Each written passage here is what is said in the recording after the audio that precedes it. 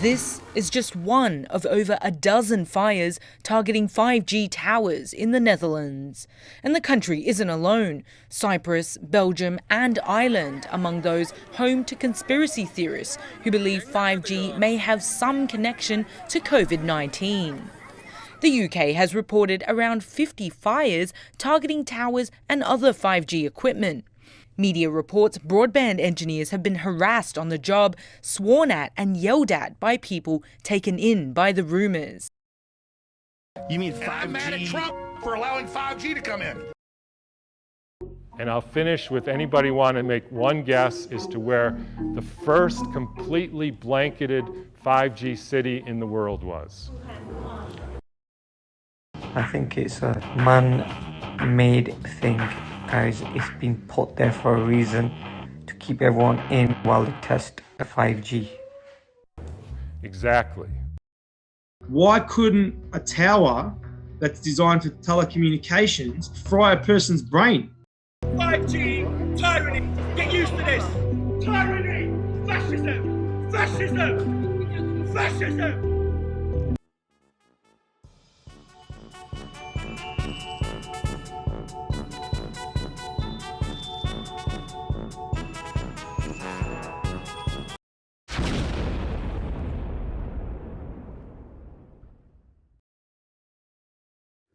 Hello everybody, and thank you for listening to our proposal to the DG Communications Networks of the European Commission.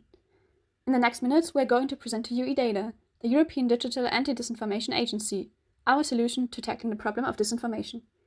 Starting with some general information on 5G and disinformation, we are then looking at the stakeholder analysis and on what the EU already does in fighting disinformation. Then we are going to describe the agency we propose, and finally come to a conclusion. What is disinformation?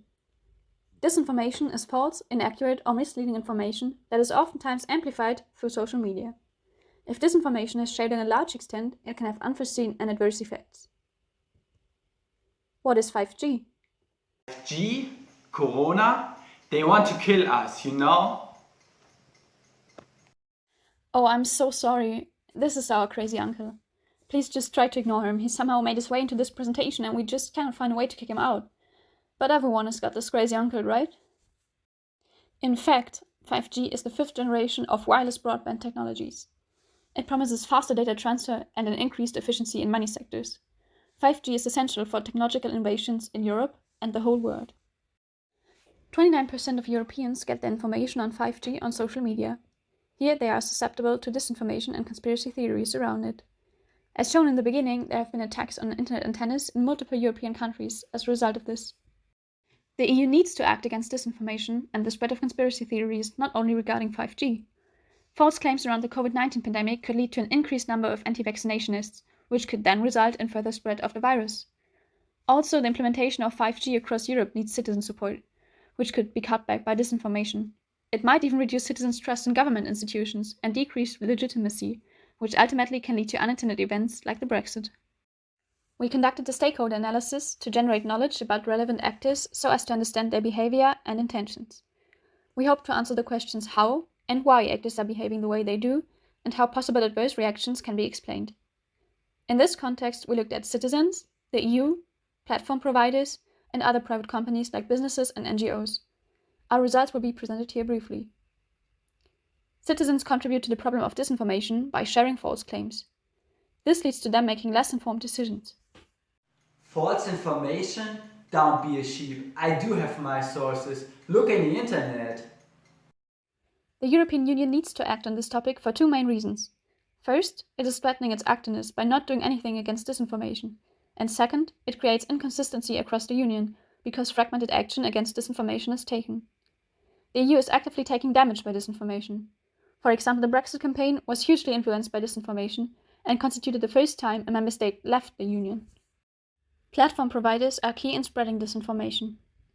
This gets accelerated by the development of the internet becoming one of the, if not the most important, news source for Europeans. Also, algorithms aggravate the problem of disinformation further by promoting polarizing content. However, they can also be an important piece of the puzzle to reduce disinformation by contributing innovative IT solutions, like Facebook's action after the 2020 election of removing ads from false information on election integrity. Last but not least, private organizations might be affected through disinformation campaigns. This might hurt their business model or their sales. What has the EU done so far? In the past, the EU has mainly relied upon self-regulatory measures to deal with the problem of online disinformation. For instance, the introduction of an EU-wide code of practice on disinformation, in which several online platforms have agreed to fight the emergence and spread of disinformation on a voluntary basis. It has furthermore created an independent European network of fact-checkers and has invested in research on how to employ new technologies, as well as campaigns to improve media literacy and education across the EU. In the Action Plan against Disinformation, the Commission and High Representative have stressed the importance of furthering the EU's institutional capacities to be able to tackle online disinformation. However, the Commission has issued a proposal for a regulation on a single market for digital services, the Digital Services Act, which entails binding EU-wide obligations. Furthermore, the Act plans to give the Commission the power to supervise and, if necessary, sanction large platforms directly. The proposal is still discussed by the European Parliament and the Council. Our proposal for the DG Communications Networks is the creation of a new agency, the European Digital Anti-Disinformation Agency, or in short, EDADA. This agency will be the new powerhouse for tackling all problems related to disinformation in the digital space.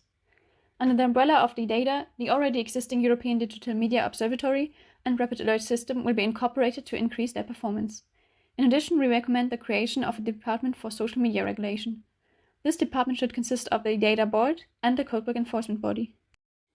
8 by the Council and the European Parliament elected members will serve for the EDADA Board.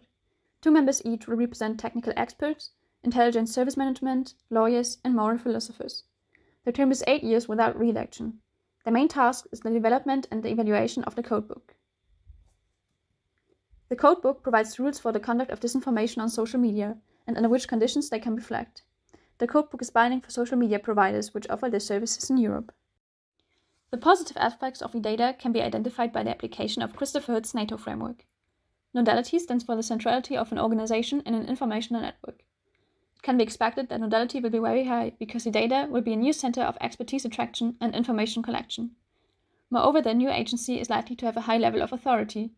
Because it is democratically legitimized, it has legal binding power and a high level of institutional capacity. The own budget and human resources lead to a high level of treasure. Moreover, it can be expected that the level of organization will also be high because it sets new administrative standards. As a permanent agency, EDADA will develop a long-term and binding approach, and it has again a high level of institutional capacity. They won't stop me. They want that I don't tell you the truth. But I will do whatever it takes. I will tell you every single detail, and the deep state cannot stop me. You know, I will eat this because I am a free man. As you see, our lovely crazy uncle would simply say that our proposal is just the attempt to censor the opinion of people. This is obviously not the case. An important division between the freedom of expression and the freedom of press must be made. Individuals are allowed to voice their opinion on any topic, in the real world and in the digital world. However, once people start spreading news and information on the internet, they are held to press standards. That means they have to follow the same rules as journalists do. Flagging wrong claims as a fake is thereby not a violation of human rights. Additionally, some people could be worried about the privatization of censorship. This means tech companies are taking over the censorship instead of democratically elected bodies. People from all sides of the political spectrum have different viewpoints on how much content should be flagged as misinformation. Because these viewpoints differ so widely, it will never be possible to make everyone happy. While not everybody will 100% agree on one policy, we still propose steps to EDADA that will boost people's perception of the agency. It is important to set clear standards and regulations. Additionally, there could be an emphasis on the disclosure of sources. More diverse moderators could bring multiple viewpoints into the screening process. Also, narrowing the moderators' domains will make them experts in one field, in which they then can make better decisions. Lastly, EDADA is going to focus on transparency, as described before. This is highly important to receive the public's trust. Thank you for your time and for considering the European Digital Anti-Disinformation Agency as a solution to disinformation online. This presentation has been brought to you by Dancing Bees Consulting.